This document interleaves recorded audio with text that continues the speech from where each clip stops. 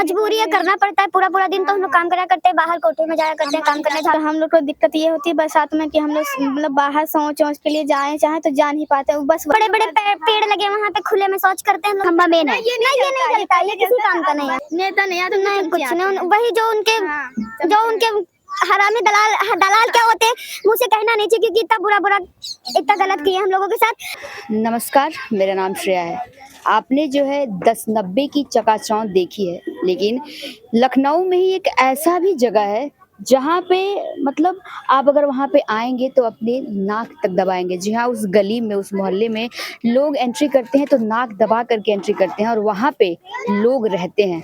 जी हाँ, मैं बात कर रही हूँ लखनऊ के विकास नगर की। इस वक्त मैं वहीं पे मौजूद हूँ और आप मेरे विजुअल में थोड़ा बहुत तो आसपास का देख सकते हैं कि कैसा माहौल है यहाँ पे। ये सिर्फ एक टंकी है, इस एक टंकी से यहाँ पे जो है स्लम एरिया के लोग सिर्फ एक टंकी से पानी पीते हैं। यहाँ का कंडीशन इतना खराब है। इन लोगों का कहना है कि जब इलेक्शन का टाइम आता है तो यहाँ पे नेता आते हैं, वोट मांगते हैं, उसके बाद ये सब कुछ भूल जाते हैं। आप इन बच्चों के मासूम चेहरे को देखिए। आप स्कूल जाते हो? कौन से क्लास में पढ़ते हो? हाँ, पाला पलते हैं।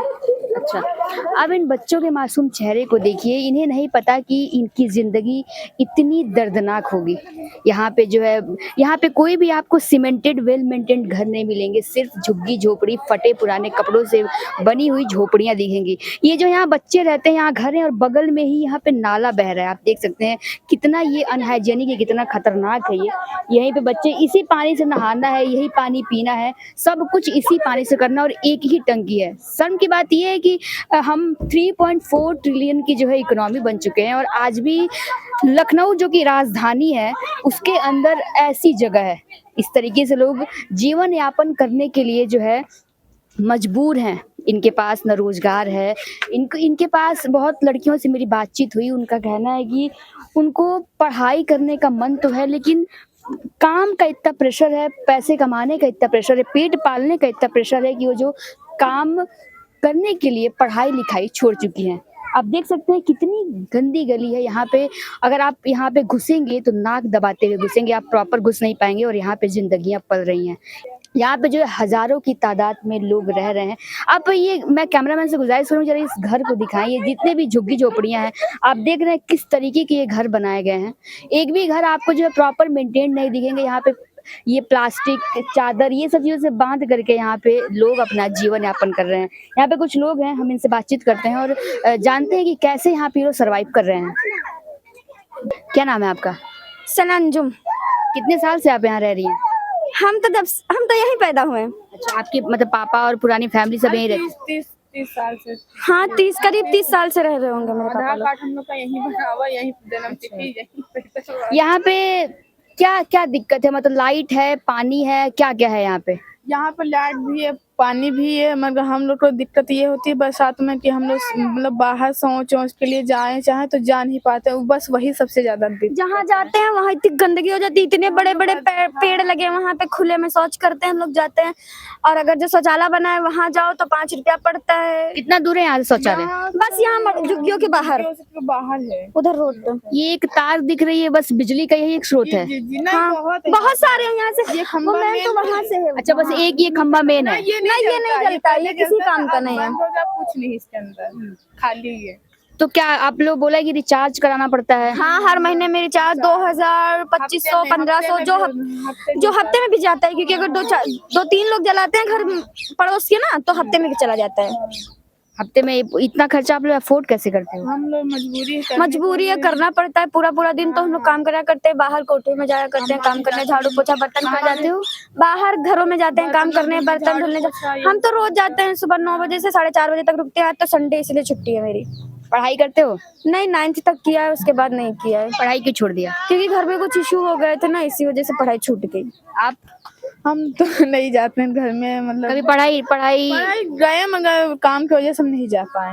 कौन सी क्लास तक पढ़ी हैं आप? हम नहीं पढ़े बिल्कुल भी नहीं। तो पढ़ने का मन नहीं करता कि घर? नहीं, मतलब माँ बाप बहुत चाहे पढ़ाने लिए मगर हम खुद नहीं पढ़ना चाहें। अच्छा, आप खुद? हाँ, हम जिम्मेदारी में फंसे रहे इसलिए हम पढ़ाई नहीं कर पाए।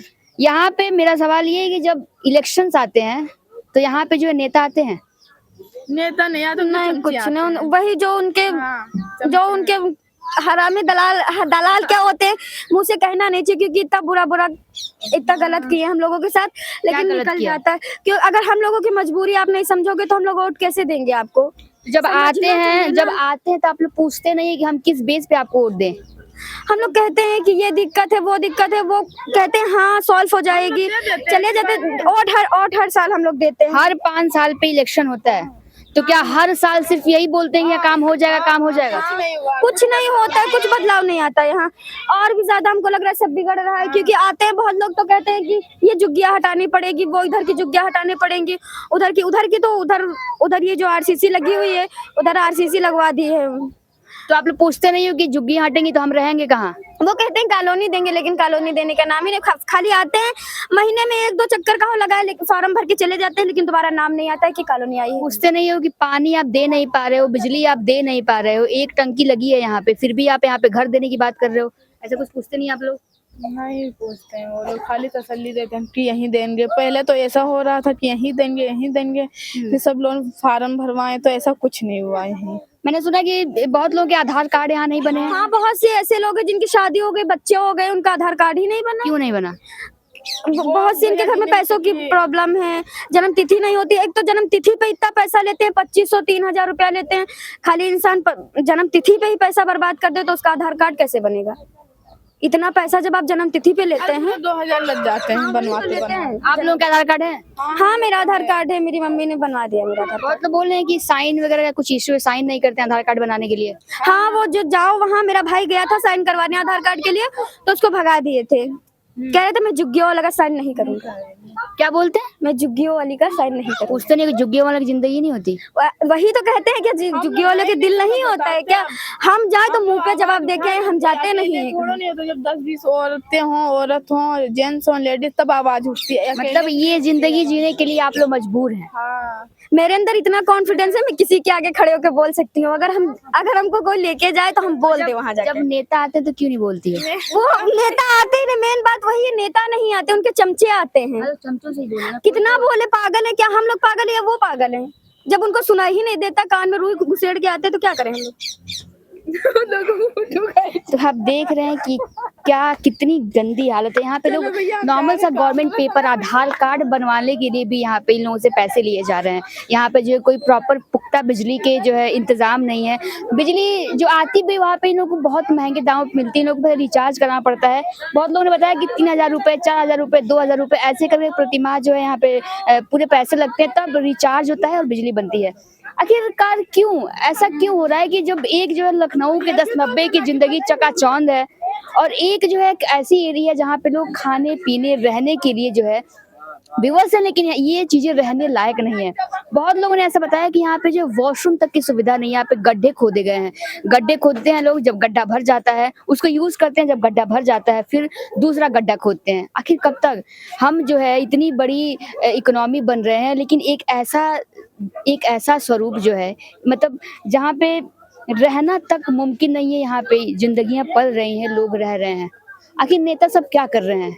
गवर्नमेंट क्या कर रही है? क्या गवर्नमेंट सिर्फ यहाँ पे वोट लेने आती है, या गवर्नमेंट को कोई और मतलब नहीं है? इनकी जिंदगियों से कोई मतलब नहीं है, ये पढ़े लिखे, ये साक्षर बने, इससे कोई मतलब नहीं है। सिर्फ गवर्नमेंट को एक वोट चाहिए, सरकार बनानी है, उसके बाद गवर्नमेंट ठप पड़ जाती है।